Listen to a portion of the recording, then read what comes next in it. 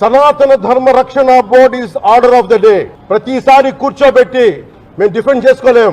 కనీసం మీకు కోపం కూడా లేకపోతే మేము ఏం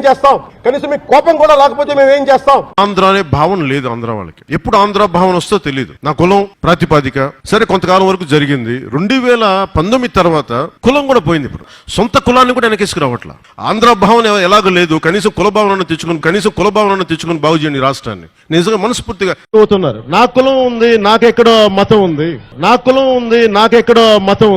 నా కూతురు క్రిస్టియన్ అబ్బా, నా కూతురు తల్లి తన మతాచారం ప్రకారం నా కూతుర్ని రష్యన్ ఆర్థడాక్స్ చర్చ్ లో బాప్టైజ్ చేయిస్తానంటే సంతోషంగా చేయించమని. మా నాన్న ఎలాంటి వాడంటే, మా నాయనమ్మ దీపారాధన వెలిగిస్తే దీపారాధనలో సిగరెట్ వెలిగించిన దేవుడు లేడు దెయ్యం లేదనే వ్యక్తి మా నాన్న.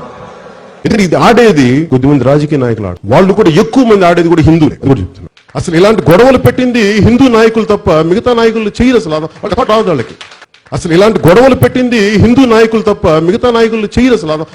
వాళ్ళకి నిజంగా మన ఈ మధ్యన గోమాంసం గురించి లేదంటే బీఫ్ గురించి ఇంత గొడవ జరుగుతూ ఉంటే నాకు అనిపించింది, బీఫ్ తినాలి అంటే నేను తిని ముందుకెళ్తాను తప్ప దాన్ని వేరేలా చేసుకోనని. అంటే తిండి ఏది తిన్నామని కాదు, నిజంగా మరి తిండి శాకాహారమే తింటే అందరూ గొప్ప వాళ్ళు అయిపోతారంటే మరి గుజరాత్ లో గోద్రా ఘటన ఎందుకు జరిగింది? నాకు ఎందుకు జీసస్ క్రైస్ట్ ఇష్టమో చెప్తాను. ఒకసారి ఇక్కడ నా డైరీలో రాసుకున్నాను. నా పెద్ద కొడుకు పడిపోయాడు. వాడు ఇంత వయసుప్పుడు పరిగెట్ట పడిపోతే వాడు మోకాళ్ళకి రక్తం వచ్చింది. వస్తే నాకు మోకాళ్ళు నొప్పి వచ్చేసినాయి. నాకు అప్పుడు నాకు గుర్తొచ్చింది మేరీ మాత గుర్తొచ్చింది. నాకు ఇష్టమైన ఎర్నెస్టో చె గెవేరా పుట్టినరోజు. రాజకీయాల స్ఫూర్తిని, పోరాట స్ఫూర్తిని తెలియజేసిన మహానుభావుల్లో ఎర్నెస్టో చె గెవేరా అతను నాకు స్ఫూర్తి. ఇప్పుడు మీరు చెప్పిన నా గెడ్డం పెంచుకుంటే నాకు నిజంగా ఆనందిస్తుంది. నేను నిజంగా ఇది మనస్ఫూర్తిగా పెట్టుకున్నాను. ఇది నాకు ఇష్టంతో పెట్టుకున్నాను.